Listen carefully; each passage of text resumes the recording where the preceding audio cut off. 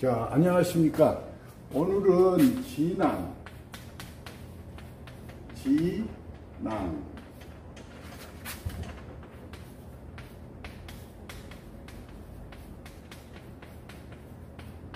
55번째 꾀지자 주머니난자 꾀주머니다. 오늘은 어떤 사람이 나오냐면 서한시대 승상 병길이라는 사람이 있어요. 병길. 이름이 병길입니다. 병길. 예, 이 사람이 승상으로 있는데 상당히 좀 너그러워요. 이 사람이 자기 집에 차부가 있어요. 차부라는 것은 이제 마부도 하지만은 여기저기 중요한 문서를 전달하는 일을 한 사람이 있어요. 그런데 어느 날 이 차부가 술을 많이 마셔가지고 그냥 이 병길의 승상 병길의 마차에다가 토해버렸어요. 그래서 여기 시종관이 이제 이야기를 합니다. 이놈이 그냥 우리 승상님의 차에다가 이렇게 토해버렸으니 여러분 쫓아버립시다. 이렇게 이야기를 하니까 병길이 이 사람이 이 사람이 이 자리가 어디서 금방 나오는가? 마차 좀 잠깐 더럽힌 것 외에 큰일은 아니니 한번 봐주게. 그리고 말하지 말라고. 그래서 시종관이 차부한테 가서 이야기를 한 거예요. 사실 승상께서 다른 사람 같으면 혼내줄 건데 얼마나 잘못도 아닌데 그걸 목을 쳐야 그냥 봐줘라. 이런 말을 했다니까 이 차부가 얼마나 죄송해요. 그래서 그때부터는 열심히 해요. 근데 이 사람은 그 당시에 경성이 장안인데 경성과 변경이라고 있습니다. 변경. 이 변경이 어디냐면은 지금의 개봉이요, 개봉. 그때 이제 변경이라고 했는데 여기를 왔다 갔다 하면서 군사 서류라든가 이런 것을 나르는 사람. 그런데 변경에 갔는데 어떤 사람이 붉은 보따리 그리고 흰 보따리 들고 관할을 들어가요.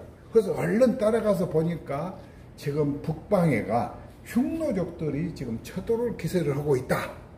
그래서 이 차부가 그냥 급히 몰아서 경성에 와가지고 승상 병길을 만납니다. 병길을 만나면서 지금 머지않아서 지금 이 흉노족들이 북방으로 쳐들어올 것 같은데 그 낌새를 알아차렸습니다. 그러니 아마 곧 연락이 올 것이니 미리 이 북방에는 나이 먹은 관리들도 있고 병약자도 있으니 철저히 조사해서 대비를 하는 것이 좋겠습니다. 그러니까 병길이가 변방 지역을 맡고 임명하고 해임하는 그 자리에 있는 사람 동조를 불러다가 조사를 전부 했습니다.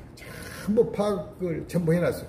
그래서 며칠 후에 대체 이제 황제가 불러서 그 당시에 한 선대인데 불러가지고 그 병권을 맡아보는 의사대부에게 물어봅니다. 지금 이 관리들을 어떻게 하고 있고 나이가 먹은 사람 몇 명이고 이걸 전부 파악을 하니까 창졸간에 물어본 거니까 대답을 못해요.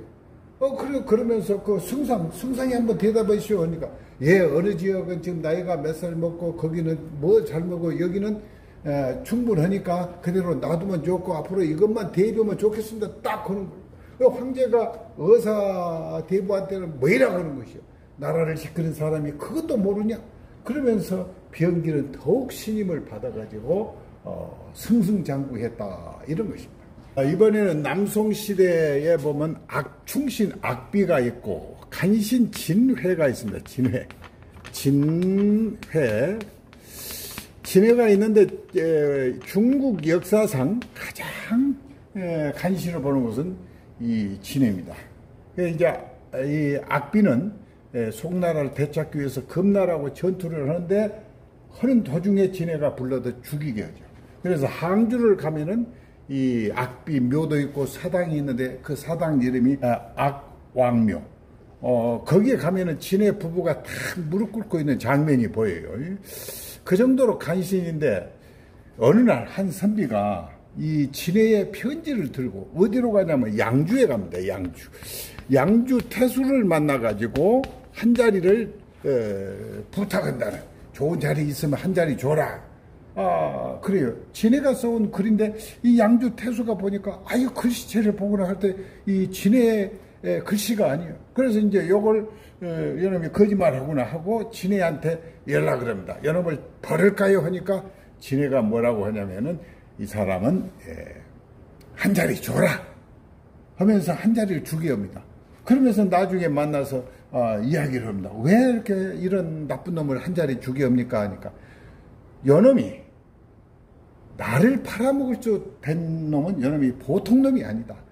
이런 놈은 조그만 벼슬로 깍 잡아놓은 것이 좋지, 가만 놔두면 여놈은 북쪽이든 남쪽이든 그 적들과 내통만 됐다면 이건 큰 반란을 일으킬 사람이니 딱 잡아두는 것이 좋다. 그래서 지네 같은 아주 간신도 이 사람을 꿰뚫어 보는 그런 능력이 있습니다. 그래서 악비 같은 이 충실을 주겠지만은 그 나라 정권을 계속 유지할 수 있었다는 것은 지네의 그 보는 눈이 틀리고 어느 분야에서 이렇게 상당히 너그러운 점이 많았어요.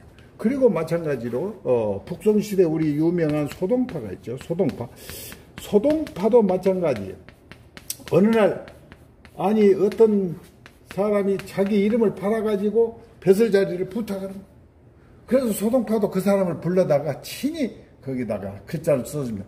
이 서신은 내가 직접 보낸 것이니 좋은 자리 한 자리를 줘라. 이렇게 하는 것이 있어요. 그게 사람들은 그 밑에 사람을 너무 갑질하는 것보다는 약간의 너그러움이 있어야만이 큰 일을 오히려 더 잘 처리할 수 있다. 그런 내용입니다.